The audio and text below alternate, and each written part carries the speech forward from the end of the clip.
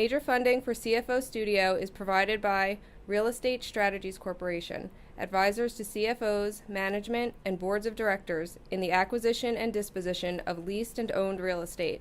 Visit www.realstrat.com.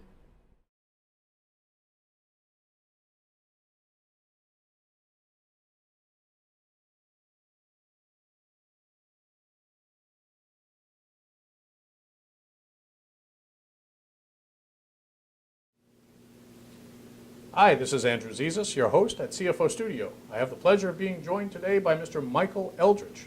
Mr. Eldredge is Chairman and CFO of American Sensor Technologies. Mike is here today to talk to us about the mid-cap CFO, entrepreneur, and orchestra leader. Mike has also recently been named the 2011 NJBiz CFO of the Year Award finalist. Mike, it's great to have you here on CFO Studio. It's great to be here today, Andy. Thank you for inviting me. Mike, it's been our experience that mid-cap CFOs are probably among the most diverse executives in corporate America. In fact, most CFOs that we encounter are really COOs. Interestingly enough, in addition to your chairman and CFO title at American Sensor Technologies, you are the COO. Given that diversity and the breadth of expertise that's required of a mid-cap CFO, what should the role of the CFO be in that kind of company? Well, as you pointed out, and typically a CFO is someone that is always worried about the accounting, the finances, the risk management of a business. However, but more importantly, and take someone with broader experience, can they come in and, as you pointed out, an orchestra leader in the organization, execute what is the business plan, what is the desire of the board of directors, the partners within your business? Are you helping bring to the party a host of talents that you can now also bring to your staff, encourage your managers in running your business? So you're not only leader, but you're inspirational leader in some respects. It sounds like when you're juxtaposed between the board and your management partners and your employees and your customers, you're also spearheading communication for the company as well. Absolutely. And the thing is also be a mentor to these people. Show them what your expectations are. What you expect of them. What I expect of them and what they expect of me in return. That's very interesting, what they expect of you in return. Okay, so let's talk about where mid-cap companies go. Exit strategies, future events, specifically going public.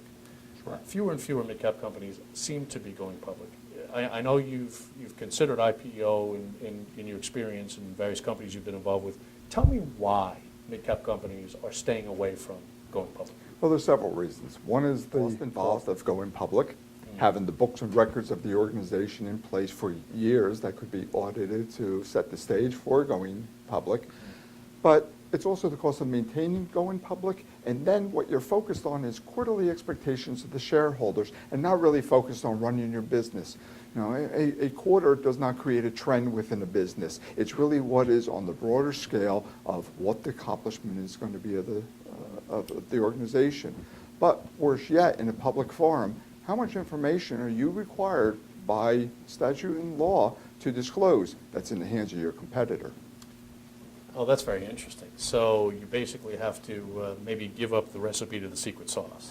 So to speak, yes. And I heard you loud and clear that what it does is it basically takes management's focus off the ball. It takes their eye off the ball in terms of growing the business and puts them into a position of having to be reporters. Exactly. And you start to become more focused on, yes, the shareholder return and that you're pleasing your board of directors. But the problem is you start doing that and you take your eye off the ball is the business takes on a different course. Yeah. If the business can be focused on the business plan and what you've set out to do by natural growth of the business, by natural profitabilities that come off from that, shareholder value will be returned. I agree. To that end, reporting. Budgeting and forecasting, there's a debate. Which is more appropriate, especially for a mid-cap company? What are your views? Well, budgeting is a very stagnant type of forecast that, by definition, it's wrong on day one when you present it. Wait, say that again. You said that. What did you say? Budgeting is wrong from day one that you submit it. I agree. Economy is changing rapidly. It changes hourly. The volatility of today's economic climate.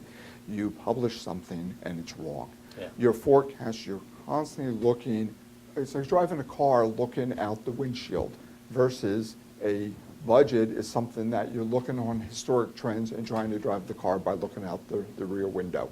You have to look forward and always be ready to make decisions, sometimes on the spot, and you hope it's going to be the right thing. So you're a very strong proponent of rolling forecasts versus Absolutely, budget. absolutely. Okay, that makes sense. I understand that. You had a very interesting way of discussing the approach at American Sensor Technologies and your personal approach to nurturing employees. It was not necessarily hiring and paying for experts, but it was something about growing experts. Tell me your view about that. Well, as a young company, particularly a smaller company up to a mid-size, you can't always afford to employ the top-notch person in their field with the high salary and the high benefits that go with it. Sometimes you have to be able to find a diamond in the rough, so to speak, and mentor them and nurture them. So as your company is growing, hopefully you could bring that person along with you and not create too much of a gap between their abilities and knowledge and the needs of the business. But it's a kind of a pay-as-you-go type of mentality. Well, I would imagine it's not only pay-as-you-go, but it's the value that goes to both the employee from the focus on the part of the company, and then the value that comes back to the company as that employee grows. It's got to be tremendous. Well, the employee starts to feel the reward that they're earning more money, they're becoming more valuable to the organization, and then as the company can afford the higher salary levels, why not give it to the person that brought you along in the organization? You know, that's a fantastic view. It's a very inwardly focused view, and I have to believe your employees really appreciate that. Well, you always have those that really understand it and really appreciate it, and then you have some that sometimes they'll just never get it. But that's okay. You try to work with them and you still deal with that. Never leave anyone out. Understood. I love it. I love it. Let me turn to taxes. Okay.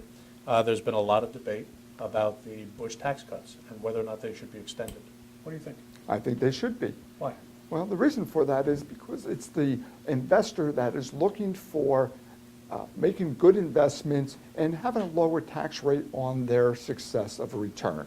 Young companies, smaller companies that oftentimes do not have a venue of getting traditional banking or other funding are looking for the investors that are willing to put in, take the risk along with you, knowing that the risk and reward ratio is higher elevated if they're going to pay a lower tax on it at the end of the day. You don't want to take those people out of the game. Okay, so you believe that they should be extended Absolutely. without a doubt? Absolutely. Understood, understood. Let me take you to our last question, banking.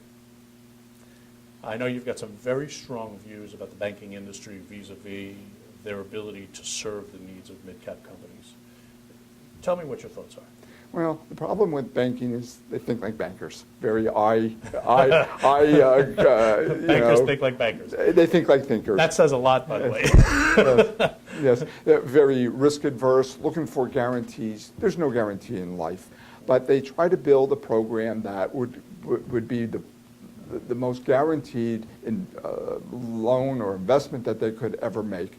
The problem is that under the rules and regulations, they have to follow strict guidelines on how they can make a loan. And while the current Obama administration is out there saying, oh, we want to encourage the banking to do more lending to companies, they haven't changed any of the regulations. So while the money is available, it's not being eked out to companies such as ours. So in essence, what we're hearing from the government is that we want to encourage lending, but by not changing the rules by which they're demanding bankers live by, they're really tying the bankers' hands. Well, where the bankers look at the strength of the balance sheet. Yeah. And a young company does not generally have strength in balance sheet at right. that point. They're just building their business. Right, right. And those are the companies that need fuel. They need Absolutely. financial fuel. Absolutely, and when you look across America, it's not the Fortune 500 or Fortune 1000 that is employing the vast majority of the people. It's anywhere from the mom and pop shop to those mid-sized companies that is employing this country. You're absolutely right. You're absolutely right. Mike, you've got some very interesting views, and it's apparent as to why American Sensor Technologies has done well. Thank you. I've enjoyed this, and I hope you'll come back and see us again. I hope I'm invited back. Well, you will be, sir, and I want to thank you for joining us at CFO Studio. Thank you so much, Andrew. This is Andrew Zizas with Michael Eldredge of American Sensor Technologies saying thank you for watching us at CFO Studio.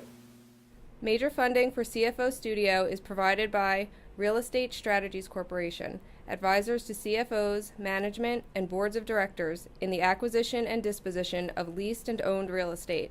Visit www.realstrat.com.